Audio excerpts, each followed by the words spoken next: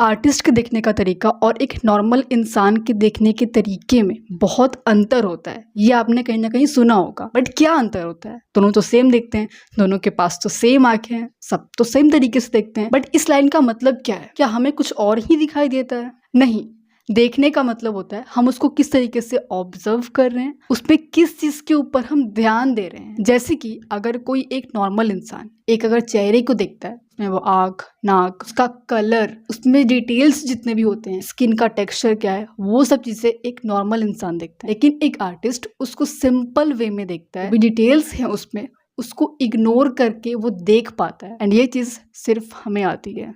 And ये naturally नहीं होता है, इसके ऊपर प्रैक्टिस करना होता है, अपने माइंड को हमें ट्रेंड करना होता है देखने के लिए, तब जा करके हम एक टाइम के बाद हर एक चीज को एज एन आर्टिस्ट देख पाते हैं। आज का जो लेसन है इसी के बारे में है कि आप एज एन आर्टिस्ट आप किस तरीके से देख सकते हैं। इसके लिए एक स्ट्रॉन्ग इंटरनेशनल एक्सरसाइज मैं आपको आज शेयर करने वाली हूँ, जिसको करने के बाद आप अपने अंदर इस चीज को डेवलप कर सकते हैं। मेक श्योर कि आप इस लेसन को अच्छे से देखना, नोट्स क्रिएट करना कि कैसे करना है और इसकी प्रैक्टिस करना, क्योंकि बिना प्रैक्टिस के कुछ नहीं होने वाला। जितना भी आप इस लेसन को देख लें, इसके अलावा आप अगर और 50 लेसन्स को भी देख लें तो भी कुछ नहीं होने वाला। तो एज एन आर्टिस्ट हमारा काम है कि चीज़ों की खूबसूरती को, कलर को, डिटेल को इग्नोर करके उसको सिंपल लाइंस, शेप्स के फॉर्म में देखना। एंड ये चीज़ आपको हर जगह पे काम आएगी, चाहे आप एक स्टिल लाइफ बना रहे हैं, एक पोर्ट्रेट बना रहे हैं, अगर आप एक फिगर ड्राइंग कर रहे हैं, आप रियल लाइफ से प्रैक्टिस कर रहे हैं, आप एक लैंडस्केप बना रहे हैं, कुछ भी आप बना रहे हैं,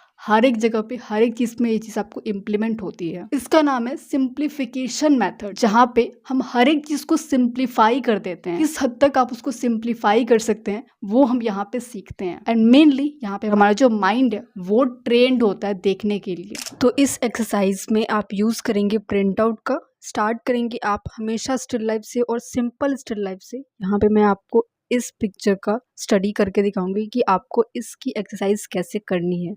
अब आप एक ट्रेसिंग पेपर लेंगे और उस ट्रेसिंग पेपर को अपने प्रिंट आउट के ऊपर सीधा अच्छे से रखेंगे। मैं यहाँ पे टेप लगा रही हूँ ताकि ये मूव ना करे और मैं आपको अच्छे से इसको करके दिखा सकूँ।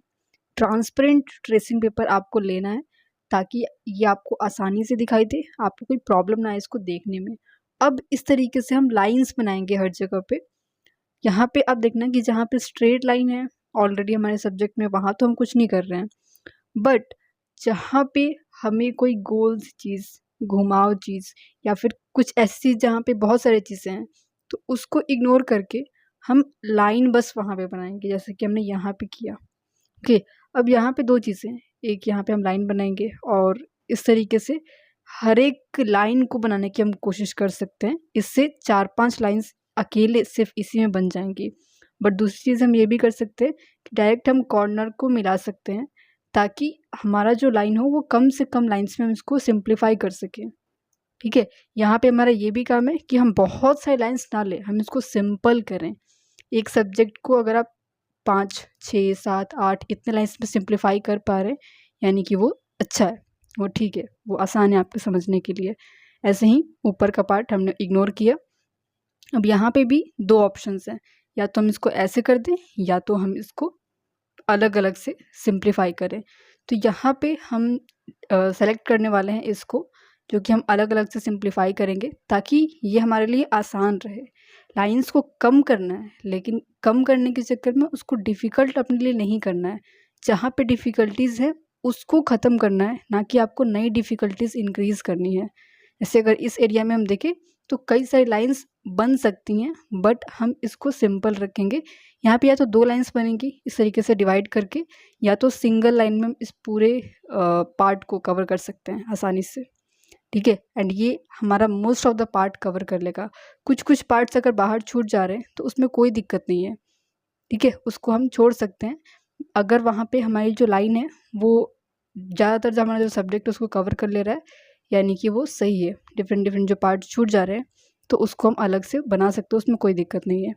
अब इस ट्रेसिंग पेपर पे जो आपने लाइंस बनाई हैं, इसी को अब आप पेपर पे एक बनाएंगे, बट यहाँ पे आप ट्रेसिंग पेपर को देख के नहीं बनाएंगे, यहाँ पे आप प्रिंट आउट को देख के बनाएंगे और सोचने की कोशिश करेंगे इन लाइंस की तरह।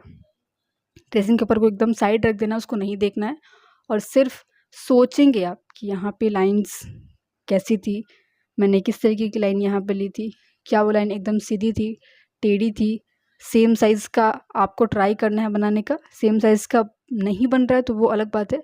बट यहाँ पे जो मेन मोटिव है हमारा, वो सेम साइज़ का एकदम एक्यूरेट बनाना नहीं है। यहाँ पे हमारा जो मेन मोटिव है वो हमारे माइंडसेट को चेंज करना है। जिस तरीके से हम किसी सब्जेक्ट को देखते हैं, जैसे आप इस रेफरेंस को देख रहे हैं, तो इसकी आउटलाइंस को हम ना देखने लग जाएं, इसके कलर्स को, इसकी डिटेल्स को, और इसमें क्या है उसको हम ना देखने लग जाएं, इसको हम लाइंस के फॉर्म में देखना स्टार्ट कर दें। वो जो माइंडसेट है हमारा और जो देखने का तरीका है उसको हम सही कर सके।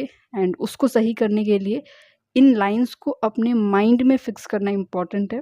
एंड सबकॉन्शियसली आप उन लाइंस को इमेजिन कर सके, वो समझना यहाँ पे हमारा इसका मेन मोटिव है, ना कि इसको सेम साइज़ का, सेम तरीके का एकदम एक्यूरेट बना देना। ठीक है, तो उससे आपको दूर रहना है कि आपको एकदम परफेक्शन वाला वो सब नहीं चाहिए। बस जो लाइन आपने जहाँ से बनाई थी वो किस तरीके की लाइन थी उसको आपको याद रखना है।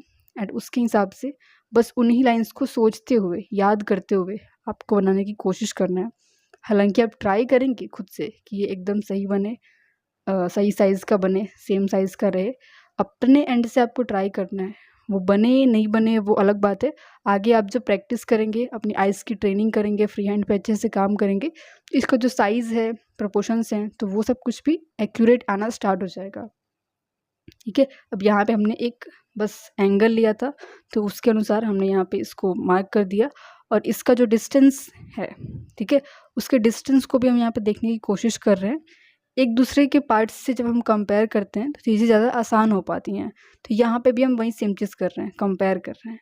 अब यहाँ पे हमने लाइंस किस तरीके से ली थी उसको याद रखते हुए बस हम उन पॉइंट्स को मिलाने की कोशिश करेंगे कि जब हम अपने ट्रेसिंग पेपर पे बना रहे थे तो उस टाइम पे हमने किस तरीके से लाइंस बनाई थी, उसमें हमने कौन से पार्ट को इग्नोर कर दिया था, उसमें हमने कौन से पार्ट तक लाइन को लेकर के हम गए थे, कहाँ पे हमने चेंजेस ऐड किए थे, कहाँ पे हमने सिंपल करने के लिए उसको चेंज किया था। हर एक चीज़ को याद रखते हुए यहाँ पे बनाने की कोशिश करेंगे। एंड इस दौरान आपको अपने ट्रेसिंग पेपर को नहीं देखना है। मतलब कभी कभी हेल्प ले सकते हो आप स्टार्टिंग में, बट बेसिकली आपको उसको नहीं देखना है। कभी कभी अगर आप भूल गए बिल्कुल नहीं कि यहाँ पे लाइन मैंने क्या ली थी, तो उस टाइम पे आप थोड़ा सा देख सकते हो, बट उसी को देखते रहते हुए आपको नहीं बनाना है। उन लाइंस को आप कितना याद रख सकते हैं वो आपका मेन यहाँ पे मोटिव है। ठीक है, और सेम तरीके से जो बाकी की भी लाइंस है हम उसको बनाएंगे। अगर आप यहाँ पे साइड बाय साइड रखते हैं, जैसे मैंने अभी रखा हुआ है कि लेफ़्ट साइड में रेफरेंस है, राइट साइड में हमारा पेपर है, तो ये आपके लिए ज़्यादा आसान रहेगा। एंड अगर आप इसको वर्टिकली करते हैं, जैसे अपनी ईज़ल पे, दीवार पे, गेट पे, कहीं पे भी, तो वो और ज़्यादा आपके लिए आसान रहेगा। ठीक है, और इसको पेपर से हॉरिजॉन्टली रख के भी कर सकते हैं हमारे टेबल वगैरह पे। ठीक है, अब अपने ट्रेसिंग पेपर को वापस से ले करके आप दोनों को मैच करके बस देख सकते हो कि कहाँ कहाँ पे मेजर गलतियाँ हुई हैं।